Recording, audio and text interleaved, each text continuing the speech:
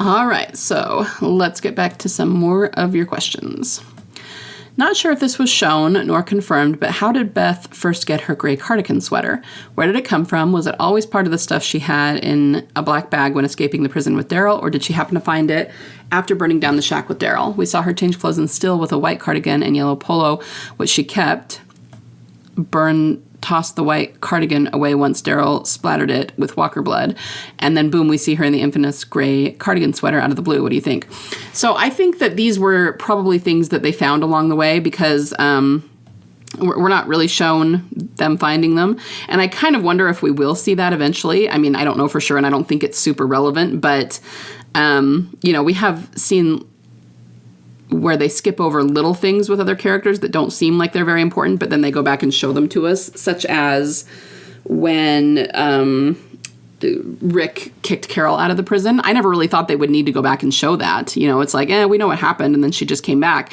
But in Consumed, they went back and showed us what she did during that time, even though I don't think it was super necessary for the story. So I kind of wonder if we'll see more about stuff that happened in between Still and Alone eventually. I kind of hope so, but I don't know for sure. But the point is that Still, when they left the prison, it was still really warm weather. You can tell by the fact that they're sweating, by the fact that they're both wearing, he's wearing his sleeveless shirts as usual, and she's wearing a tank top, and if anything, it's still really hot, And then in Alone, they're both wearing cold weather clothing. It's not just her. She has her sweater, but he's also wearing a jean jacket that he didn't have before. And so that's how you can tell that some time has passed. It might not be much time. It might just be a couple of weeks, but long enough for the weather to turn cold. And clearly they had to go find some cold weather clothes along the way. So we don't know exactly where or when she got them, other than it was sometime between Still and Alone, but I don't think that sweater would have fit in her black bag. So, and clearly Daryl didn't have the jean jacket either, so I don't think they had them in Still. It was just something that they picked up after that, once the weather turned cold. So yeah, like I said, hopefully we'll see it eventually, but if not, it probably isn't that relevant where she got it, just that she was suddenly wearing it. And they really do zero in on it when we first see her wearing it in Alone, which is probably important. They wanted us to notice the sweater because it ends up being important later on in terms of the biggest thing I think of is in 509 when we see the profile, the silhouette, there's the word I'm looking for, of the walker in the car.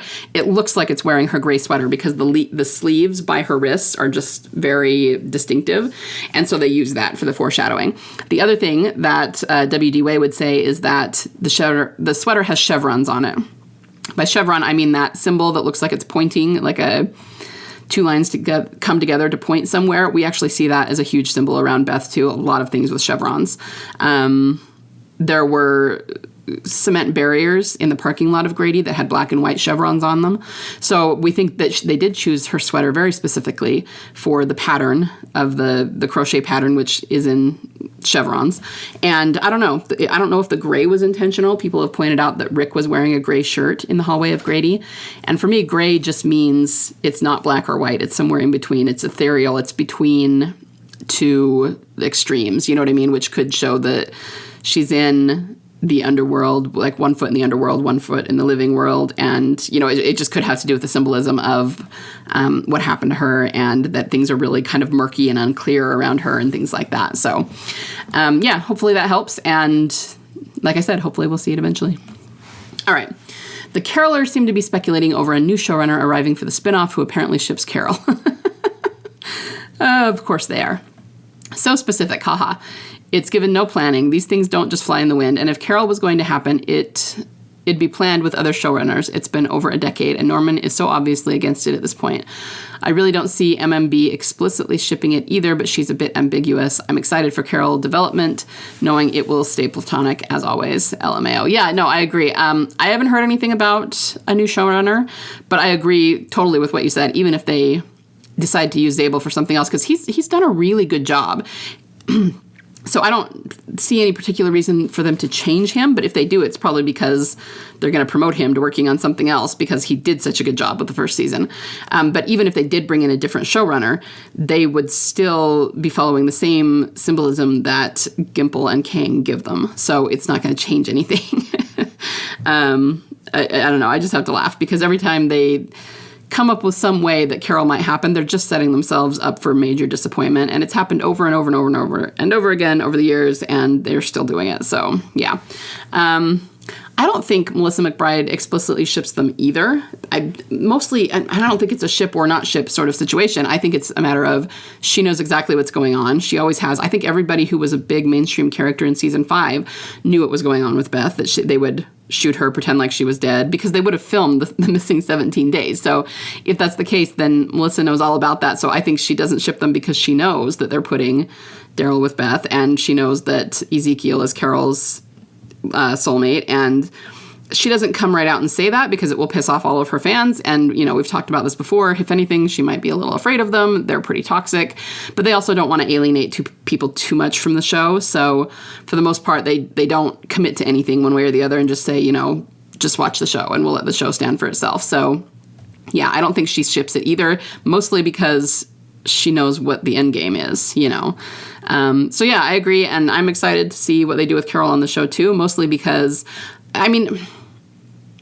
I've said before that I really like Daryl and Carol's dynamic, and I do, but I've also come to realize that it might not even be that so much. I don't mind their dynamic at all, but the episodes with them in it, they tend to be really melancholy, but really lovely episodes. Like, I love the episode Consumed. It's got such a sad undertone to it, but I just think it's really beautiful, and it's really, got this tragic dystopian tone to it, and I really love that about it, And of course, it does not hurt at all that it's also where they're looking for Beth. So that's the other reason is I really like Daryl and Caryl, because it always seems like when they're together, we are foreshadowing Beth, we're having Beth symbolism, we're sort of talking about Beth without talking about Beth, things like that. So that plays into it as well. So yeah, thank you for your ask, and I completely agree. All right, next one. How does edit and 708 relate? Thank you for all you do. Let's see. So, I honestly don't remember the details. It was a long time ago that I published this, but I think, because it says I have been thinking more about this as I watched 708 when Daryl escapes from the sanctuary. So I think what I was saying is that this edit came about when Connie was lost in the mine, when she got left behind, and it was because Caryl screwed up. And I was equating that to when Daryl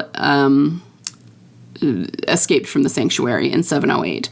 And so you've got to kind of just recognize a few things here. Number one, there were so many parallels to Connie being, Daryl losing Connie in the mine to Beth. We saw a birdcage in the mine right in the same shot as Connie right before it happened. We saw a birdcage in Beth's cell.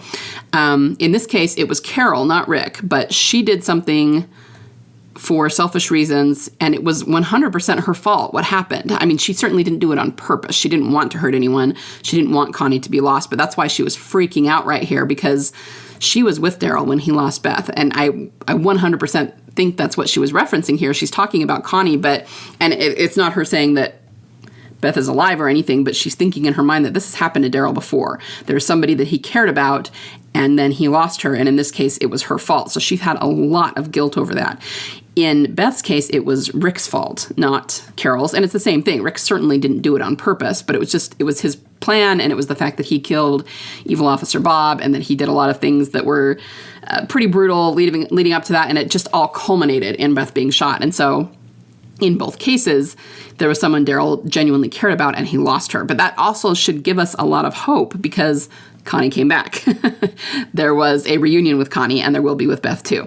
So I don't remember specifically how I was relating it to 708, but when, Daryl was trying to escape the sanctuary, there was a lot of interesting symbolism, and I think we saw a lot of that same symbolism here when they were trying to escape the mine. If you want to know in more detail, go to my my theory and edit index, look up by season, and then you can go to this episode where he lost Connie and read that, and I think I will probably talk about it there. You can also look at rewatches. If I have a rewatch of 708, then that's probably what I was referencing here, because clearly this was several seasons later. 708 had aired some time before, but I was probably rewatching it at the time. So I don't have that in front of me right now, but I would recommend, if you want more details, to go back and read that stuff, and it probably explains what the parallels were that I was drawing there. Okay, Next one. If there were no setbacks, delays, and no COVID pandemic, what season of the flagship show do you think Beth reveal was initially planned for? I don't know for sure. I don't know. I almost don't like to speculate, but what I will say is that some time ago, Gimple told us that he had through like season 15 of The Walking Dead planned. And of course, we never hit that with the flagship show because things changed and now they're doing spin-offs. But I'm almost wondering if, if the CRM war is more like season 15, then her coming back probably would have been in, I don't know, maybe as early as 10, but maybe not till 11 or 12. I don't know. I think, like I said, that it's taken longer than they thought. So even if they did originally plan it for 10, by the time they got here, even if there hadn't been any of those things, like you said, it still might have taken longer than they thought. But let's just say it was somewhere between 10 and 15. I would imagine that would be my guess, but beyond that, I'm not sure. So it's an interesting question. And once again, I've said this a lot of times, I hope that Gimple comes out eventually once all is said and done and tells us everything and tells us what he was planning and what he was thinking and what each of the symbolisms mean in his mind and what the original plan was and how it changed and all of that. I would genuinely be interested to hear that. I don't know if he'll ever do that, but I hope he does. All right, next one. There were quite a handful of sibling reunions in the flagship show that the Green sisters should have gotten before it ended. First being the Dixon brothers, Merle and Daryl in season 3, Carl and Judith season 5A, Sasha and Tyrese 5A, Yumiko and Tommy season 11, Connie and Kelly season 11. It's such a missed opportunity to have Maggie and Beth see each other again after so many years. When the Williams siblings reunited after TF escaped and burned down Terminus, that was the moment all of TF alive from the prison reunited together with one person who is out there still alive, namely Beth. At the moment, I thought Beth should have been there to reunite with Maggie. Yeah, I mean, I don't think they were ever going to have her reunite there because the point is that Beth didn't end up at Terminus. She crossed the tracks in a different way and ended up someplace else. And that just showed that her storyline was going to be separate from everyone else's, but they would eventually come back together. But at the same time, it should give you hope because the siblings always reunite. I'm not saying that they don't kill off one of the siblings, because clearly they do. They kill off Merle. Eventually they kill off Carl. Both Sasha and Tyrese are gone now. So they totally do. But they always reunite first. So the fact that Beth and Maggie have not reunited shows that reunion is still on the horizon. And before they can kill off either one of them for good, we have to see that reunion. That is the precedent they've set. So I'm actually really glad you pointed this out. I haven't really thought about it quite like this before, but it's true. There's always a sibling reunion. And there's other ones, too. I was just thinking about Connie and Kelly. Remember, Connie was gone, and then she reunited with Kelly. Both of them are still alive as of right now, thank goodness. So I agree. I mean, a lot of people said that it was a wasted opportunity, but I don't think it was wasted. I think it was part of the plan, and they didn't have it happen then because they're going to have it happen later. So that's just my opinion. But yeah, thanks for pointing that out. That's really interesting. We're a little short today, but I think I'm going to call it there because the next ones are going to take too long to explain. So I will be back with more in the next day or two. Everyone have a wonderful day.